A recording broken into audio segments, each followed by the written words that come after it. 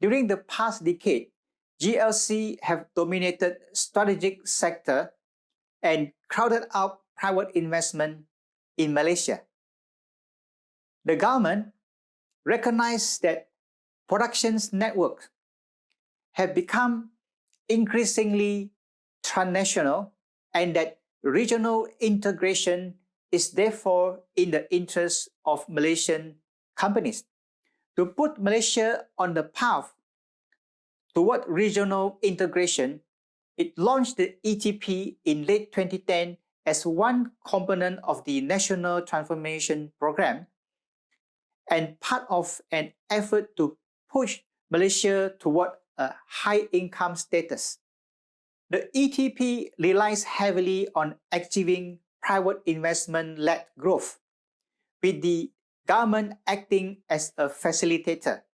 In contrast to the state-led model of previous decades, according to this new model, the private sector will take the leading role in making investment and employment decisions. A major share portion of private investment-led growth comes from the GLC. The emergence of Malay corporate leaders capable of managing and leading large GLC at the regional level make this reliance on those firms possible. Malaysian GLC with a strong regional presence include the oil and gas firm like Petronas, banks, healthcare, plantation, property, and telecommunications. GLC's aggregate share of the Kuala Lumpur Stock Exchange is approximately 1/3, irrespective of the measure of firm present employed, and they control more than half of the industry share of operating revenue or income in utilities, transportation and warehousing, agriculture, banking, information communication, and the retail trade. The Malaysian government identified GLC as agents that would raise the performance of the entire BCIC by making it possible for Bumiputra to operate beyond Malaysia's border by means of synergy with the growing stable of GLC.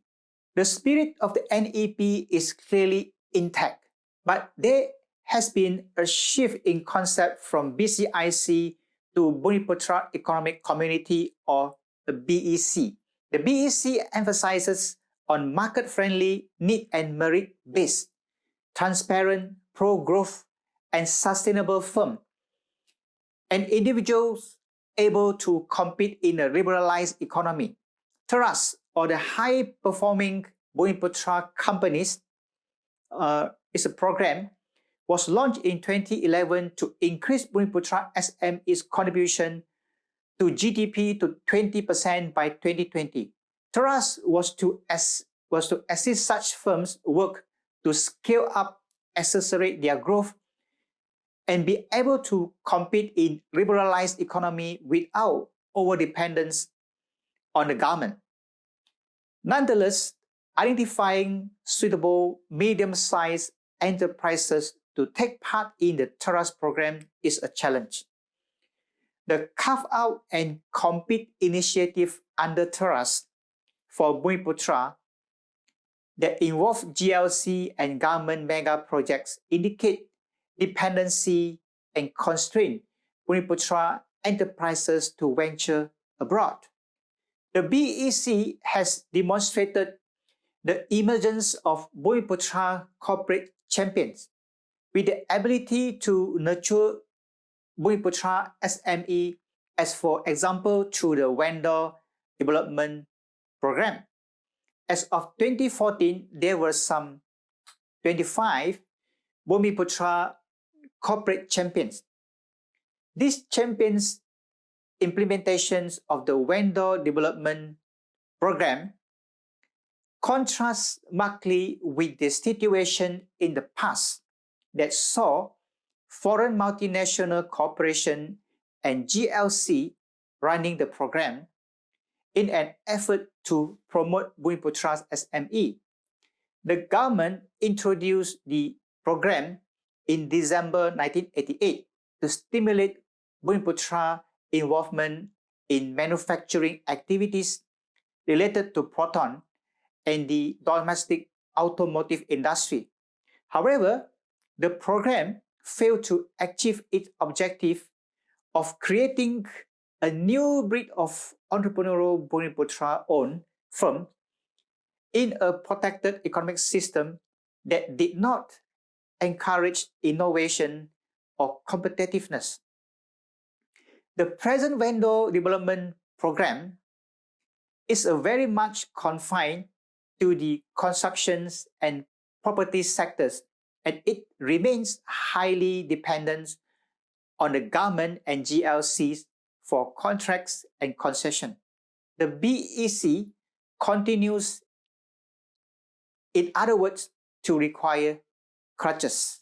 Apart from grooming high-performing Bumiputra SME, the acquisitions of profitable medium-sized private-owned entities in strategic sector is one of the strategies for the achievement of 30% corporate equity ownership for Bumiputras by 2020, as it expected that these entities will list publicly. Tactics have included the creations of a new private equity fund management company called Equinas in year 2009. It had a mandate to create the next generations of leading Malaysian companies by undertaking private equity investment in high potential local businesses. Its investment target include high potential Bumiputras and non-Bumiputras companies, and the acquisitions of Malaysian companies, non-core GLC asset, publicly listed companies, multinational corporations, and trust foundations. Over time, the government responded to external forces, the increasingly liberalized global economy, and to three external shocks through institutional innovations by way of policy changes, while maintaining affirmative action as a central feature of its redistribution policy. Ethnic paradigm continue to shape Malaysia's economic policy. This paradigm has become a structural problem that continues to deepen Bumiputra reliance on a crutch. Malaysia needs strong political will and leadership to shift from the old ethnic paradigm to a more sustainable, need and merit-based economic paradigm. Beyond that, focus on the promotion of the BEC. A multi-ethnic economic paradigm represents the best way for Malaysia to develop a harmonious and competitive economy. Extended affirmative action has caused a continuous and growing exodus of human capital, with non-Bumiputra overrepresented in the brain drain. The determination to promote a BCIC has seen state patronage play a vital supportive role in the emergence of Malay billionaires and conglomerates. Almost all of these conglomerates have failed to withstand external shocks. The promotions of the BCIC has also included smart inter-ethnic partnership in SMEs.